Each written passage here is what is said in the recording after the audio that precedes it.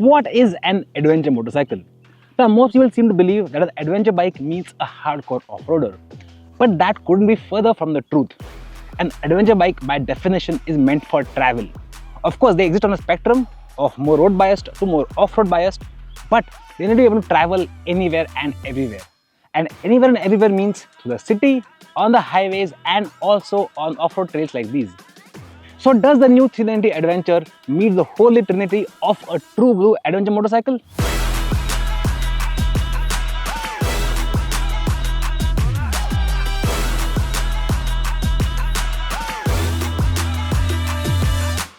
So what should a good city bike feel like? Well, it should feel easy to manage at slow speeds, it should be easy and nimble through stop-go traffic, and it should make you feel relaxed at the end of your commute. So let's start with the way you sit on this new Adventure. Now, the posture is quite upright and commanding and gives you a good view of the road ahead. And the seat height, even though it's 835mm, it's actually quite low, and because the bike is narrow, I can get my feet on the ground very easily. Even if it's shorter, it should be just fine, but these pegs might get in your way a little bit. But at my height of 5'9", I can plant my feet outside the pegs and still flat-foot the bike. Which means all these short kings and queens are going to find this bike very easy to manage.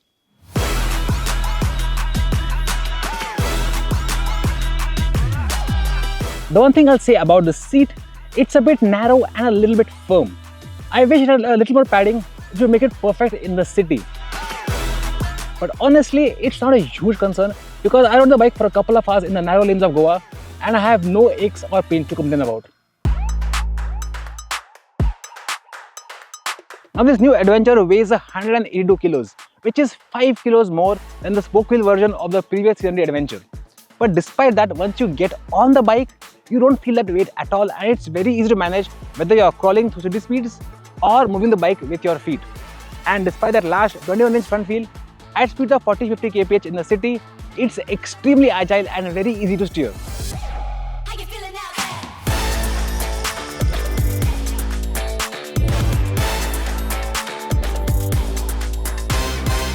This new 390 Adventure has the exact same motor from the new 390 Duke, the exact same power and torque figures as well.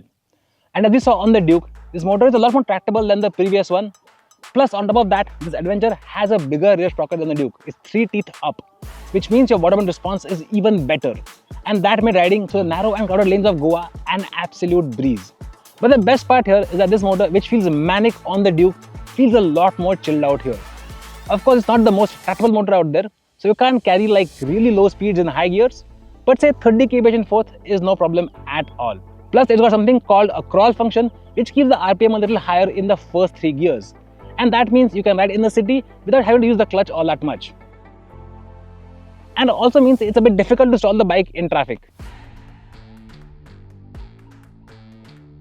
Now, I weigh around 80 kilos in my birthday suit and around 90 in full kit. And for that weight, this suspension feels absolutely fantastic, especially at slow speeds on bad roads and bumps. Of course, it's not as plush as the Himalayan 450, which literally feels like a magic carpet ride. And if you're lighter, this setup might feel a bit stiff for you. That said, you have so much adjustment at the front and rear, which means finding your sweet spot for your weight should be fairly easy. And on the larger bumps, while you feel them, the bike never feels unsettled.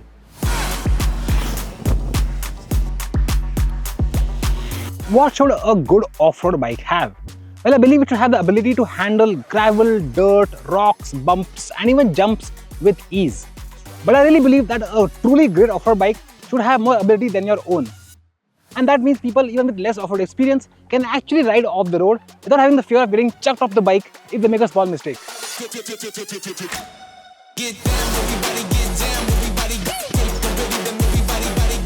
And when it comes to riding this 390 Adventure off the road, the stand-up posture actually is quite nice. Now, for my height of 5'9", I can grip the side of the bike very easily with my knees, and the handlebar is tall enough for me to have a great off-road back posture. But if you're taller, you might need the handlebar to be a little bit higher than this to make yourself more comfortable off the road. And I wish the footpeg rubbers were easy to remove without using tools.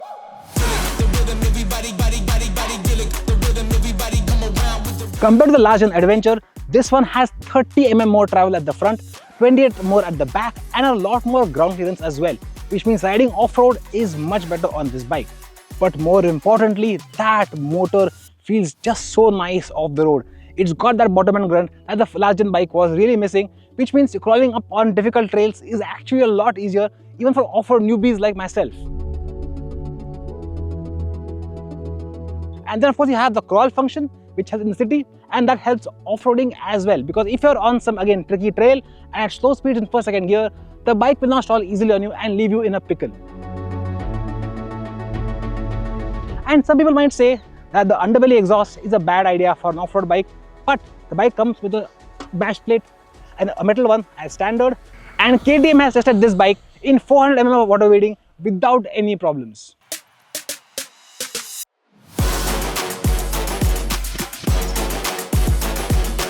But when you're off-roading, what helps the most is just how compact this bike feels. Compared to the last gen bike, this one feels much more narrower, easier to hold with your legs, and it's got a tight turning radius as well, which means if you want to go around on some tricky trails, is just so much better on this motorcycle. Plus, even though it's heavier, it actually feels much more easy to manage than the previous gen bike. And on top of that, the seat height is low enough, which means if you have a little stumble, you can get your foot on the ground very easily to hold yourself in place. The last thing you want on a trail ride is a puncture. Now, the last generation Z390 ADV with spoke wheels came with tube tires, which made dealing with punctures quite a pain. This one gets tubeless spokes even though they don't look like them. These use multiple layers in a special recess inside the rim to seal the air inside and prevent the spokes from puncturing this seal. And we have been told that these are better than side-laced rims because these can be narrow and help you fit a narrower front tire, 90 section in this case, which also helps the tire dig into the dirt more easily and gives you better grip when off-roading. And apparently a narrow rim also means damaging the side of the rim on rocks is a lot more difficult. So what does a good touring bike need to do? Well, firstly, it has to sit at highway speeds quite easily. Secondly, it has to handle low and high speed corners really well. And thirdly, it has to be comfortable for long hours in the saddle.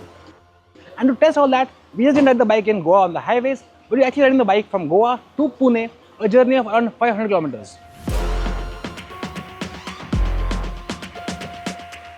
As chill as this engine feels in the city, out on the highway, when you open the gas, it feels properly quick too. KTM claims a 0 to 100 in just 6.2 seconds and a top speed of over 150 kph. Now that's not bad at all for a bike that is this big and comfortable. Of course, at 100 kph in 6th gear, the bike is butter smooth. But get the RPM over 6000 and you will notice the mild buzz in the foot pegs, even though you've got plenty of rubber on those. But those vibes are only on the foot pegs, nothing on the tank or the handlebars at all. And honestly, those vibes are not a deal breaker at all because it's a big single after all. What you really appreciate though while riding hard is the improved quick shifter. It's bi-directional and it's super slick and smooth. In our opinion, this is the smoothest quick shifter on any Indian made bike, period. But the best feature that this new 300 Adventure has for touring is cruise control. It's the only Indian adventure bike to get this. It's really simple to use as well and uses the toggle buttons on the left switch cube to control the set speed. The high-speed ride quality on this new Adventure is just amazing. Whether you're riding on bad baby tarmac or terrible rumble strips, once you're at speed, the bike just flattens them out. But again, I'm talking about the stock settings working for my weight. If you're lighter or heavier, you might need to tweak the suspension to work for your weight. When you're riding on the highway at faster speeds, the large 21-inch front wheel of course means that you need more input on the handlebar to turn this bike. But still, the amount of effort required to change direction is surprisingly little. Speaking of changing directions, on our ride back from Goa to Pune, the new 300 Adventure was an absolute blast on the winding roads of Anuskura Ghat. The Adventure just soared from corner to corner with the ease of a street bike. And the longer wheelbase and the Apollo Trampler tires made it feel really stable when leaned over as well. Now these are really great tires which give you plenty of grip whether you're riding on the road or off it.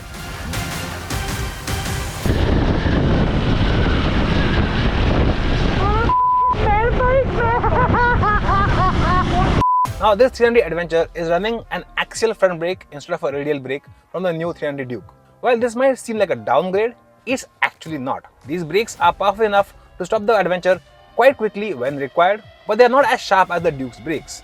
And that's a good thing, because the last thing you want when riding off-road is a super sharp front brake.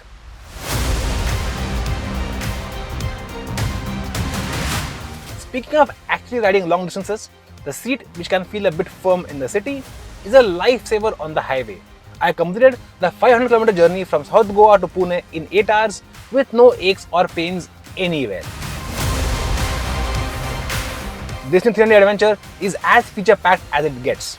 You have a 5-inch color TFT screen with smartphone connectivity for call and music control, as well as turn-by-turn navigation.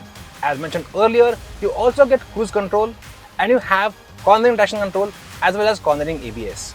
You get 3 riding modes: off-road, street and range, which change the throttle response and power delivery, with the off-road mode being the most aggressive.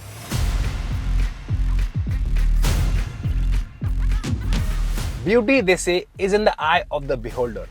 So while I wouldn't call this new 300 Adventure conventionally pretty, it is striking nonetheless. Unlike the last gen Adventure, which looked like a hopped-up street bike, this new one looks really purposeful. With the mass-forward design and a slim tail, it looks like a Dakar-winning rally machine, and that, in my book, makes it beautiful. This new 300 Adventure really brings together the best of all worlds with very few compromises. And at rupees 3.67 lakhs ex-showroom, it's only about rupees 6,000 more expensive than the last gen ADV with the spoke wheels. And that makes it great value as well, because this offers a lot more kit. If I'm being really honest, hand on heart, this is the best adventure bike that's made in India for India.